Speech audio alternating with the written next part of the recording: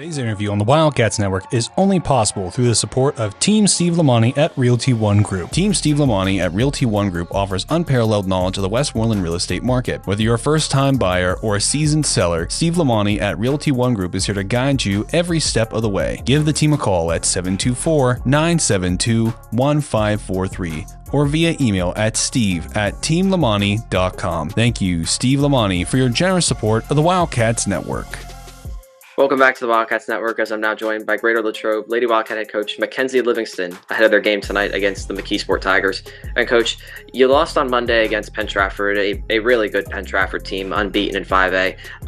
But before that, you guys have won 4 of the last 6 games, dating back to the end of 2024. So what overall have you liked from the way that the girls are playing as of late, from the end of the calendar year to now as we sit here nearing the end of January? Yeah, I think the girls, besides last game, even though I feel like we were in it at times, they never give up, which is nice to see. Especially, if our top performers aren't, having their best night, I'm able to rely on some younger girls, which is really nice to see for the future as well. And especially going into playoffs. I mean, you don't know if you're going to be in foul trouble. So just seeing, I think, some bench players start stepping up. That's kind of nice to see moving forward, and I think they have in the past few games. Emery, Juliana Bullbosh, those girls have really stepped up. I feel like we're more comfortable as a team. Carly's, now played half a season with Bree Havrella, Maggie Myers, Briley Bodner, those girls.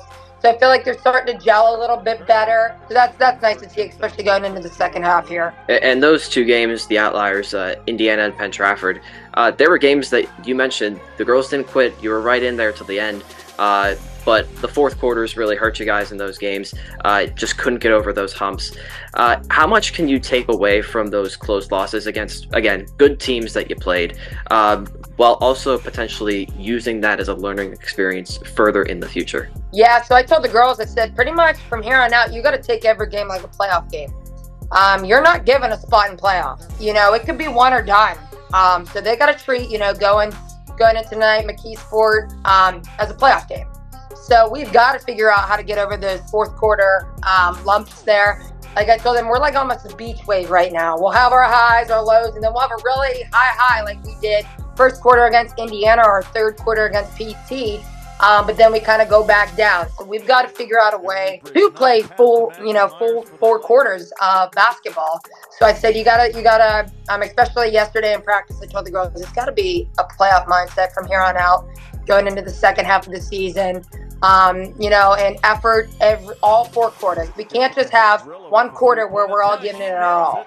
I need a full game here. So I feel like, yesterday's practice, that's kind of what we focused on. It's a one or done situation. So that's kind of our main focus going into it. And defense, I feel like we slacked off a few of the quarters there. You can't have those. So that's something we're kind of been working on in practice here the past 2 days. The one thing that you mentioned, and I also think is one thing that's worth mentioning, has been teams are focusing on taking away Carly Burke, and maybe she's not having her best night on the court. But you touched on it as well. Bree Havrilla stepped up with her 3-point shooting, and then Juliana Bullabosh and Emery Bridge, they've stepped up with their play at the guard position recently to take the pressure off of Carly, even if she's not playing well.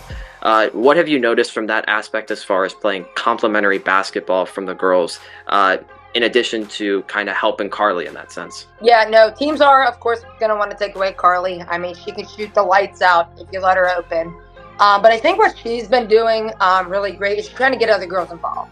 She's still killing it with the assists, whether it's to Maggie, Bree, or whatnot. She's still trying to get other girls involved. That's what's nice about her. She's not all about the points. She wants more assists than points. That's her main thing. And in practice, if anybody comes and watches, that's all she really does. She just facilitates the ball. So that's nice to see from a leader. But then, like you said, Maggie's really, we had a talk. She's just really taking control underneath with the rebounding and scoring paint, points in the paint for us. She's at practice. She's been turning it up another notch, and it's showing in the games. And then, like you said, with Jules' defense is, up there with anybody in the Whitfield. I can tell her to guard somebody, best player out there that scores 30 a game. Jules will shut him down. And then Emery handling the ball, future point guard right there for us, taking over Carly's position. She's just she's really stepped into that role in the second half of the section here, so that's nice to see. And when Carly's not doing the best up there, I can rely on somebody else to give Bree the ball who's been shooting the lights out. So it's really great to see those girls stepping up to put some pressure off Carly. Maggie Myers, over the last 3 games, has been really key in the point production, but it's also been her rebounding as well, like you mentioned. What can you say about the way that Maggie's seeing the floor right now, and the way that she is seeing the game? Because it feels like she had that step from her freshman year to her sophomore year. It seems like she's taking another step from first half of sophomore year to second half of sophomore year. Yeah, I mean, I told Maggie she could be one of the top hosts already as a sophomore in the section, or the whole Whitfield for that matter, if she wants to.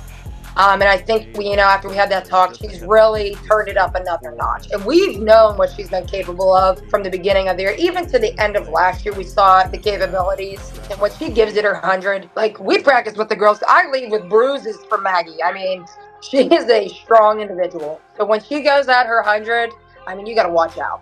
And if she's not scoring as much as she wants, she could have 20 points a game easily if she puts all those baskets in.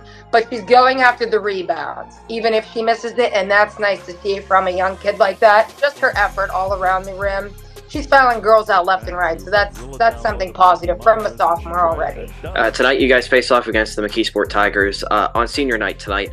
What will be key in order to get back in the win column, both overall and in section play, and to get a win on senior night may be more so meaningful than any other game this year? Yeah, I mean, McKeesport, they've gotten a lot better since the last time we've seen them. Kudos to them. They've been working hard.